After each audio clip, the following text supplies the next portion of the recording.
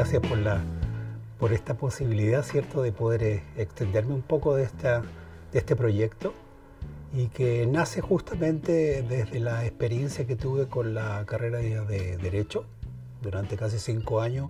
Hay varios aspectos que me hicieron mucho sentido, y uno de ellos fue justamente en esa época lo que era en mi ámbito de la computación el delito informático, como un ámbito muy amplio y que en la universidad no era algo muy natural que se viese, en términos de qué lo que era el plagio, la deshonestidad académica, en la copia, etcétera, etcétera. Eso para mí era relevante hacerlo notar dentro de los alumnos. Y el aporte que iba a hacer las tecnologías en el ámbito del trabajo, del derecho.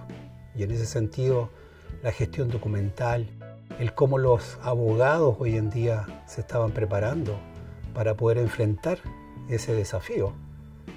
Eso eran más o menos los temas que a mí me promovieron, ¿cierto?, y me motivaron a poder trabajar en este ámbito y en este libro. Uno de los capítulos más difíciles fue esta parte de la ley 19.223, que se derogó justamente cuando estaba terminando el libro.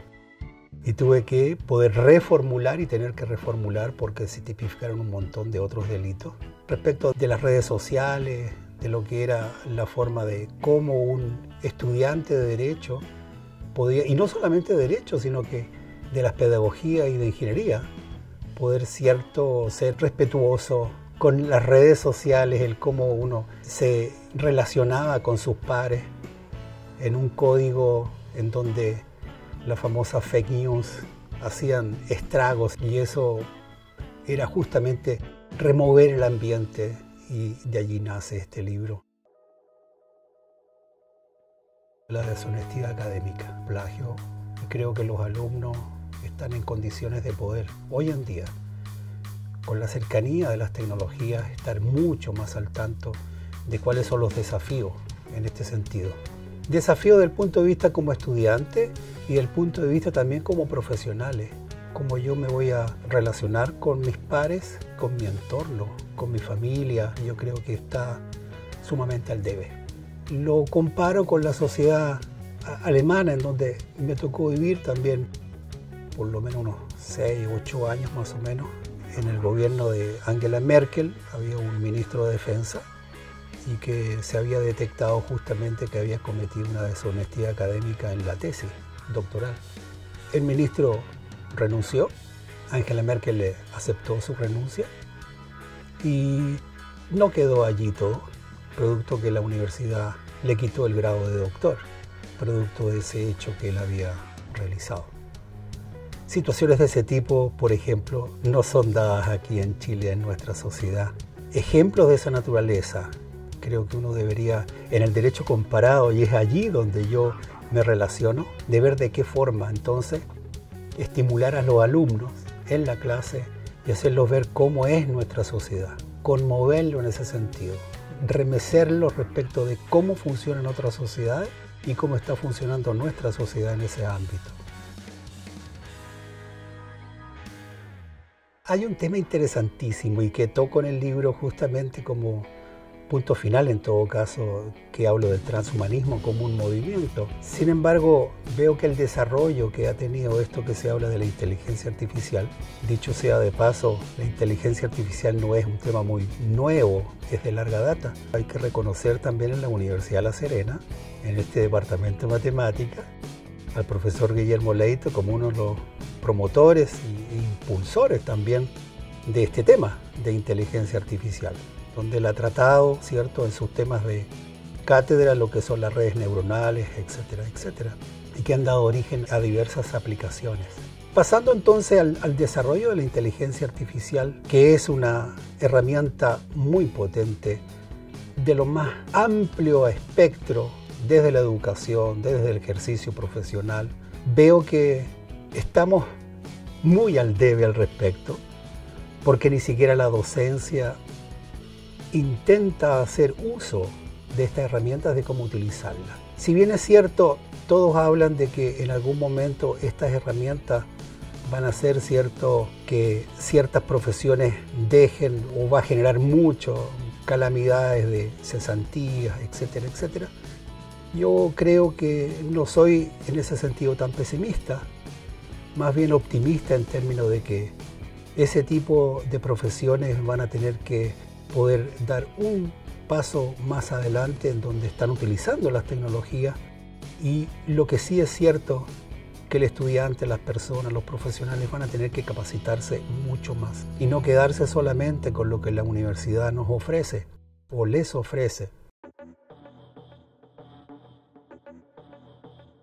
En derecho, por ejemplo, existen herramientas en donde yo puedo chatear con un video.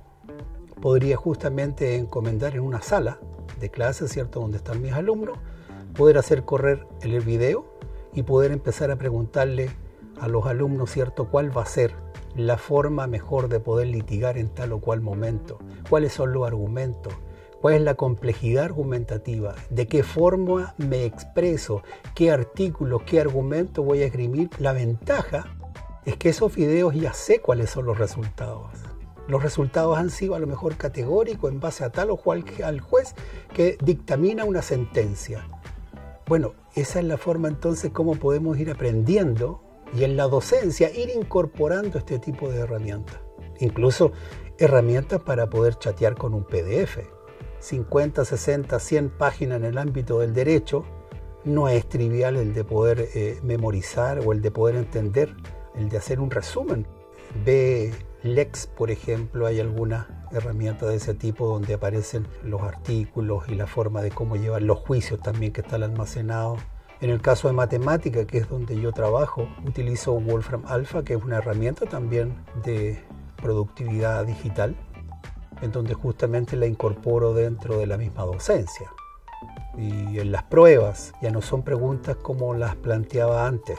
La idea es ahora cómo yo estimulo el de poder plantear problemas en donde el alumno pueda solucionarlos y plantear una solución cuyas herramientas me van a dar los cálculos para poder llevar a cabo la resolución a mi problema. Pero el análisis lo tengo que hacer yo.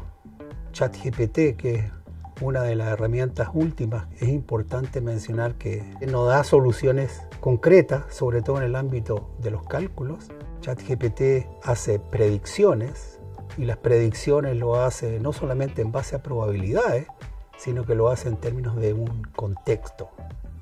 Entonces, en ese sentido, no es tan confiable ChatGPT cuando uno le consulta en el ámbito matemático físico. Comete muchos errores. La gracia que tiene ChatGPT, que me ofrece la posibilidad de poder generar un código en diferentes lenguajes de programación.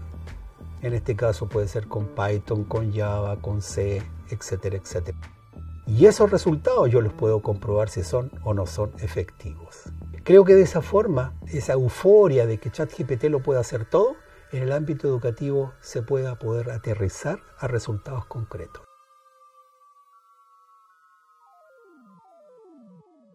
Hay estudios al respecto que nos hablan de cómo los estudiantes, ¿cierto?, buscan información.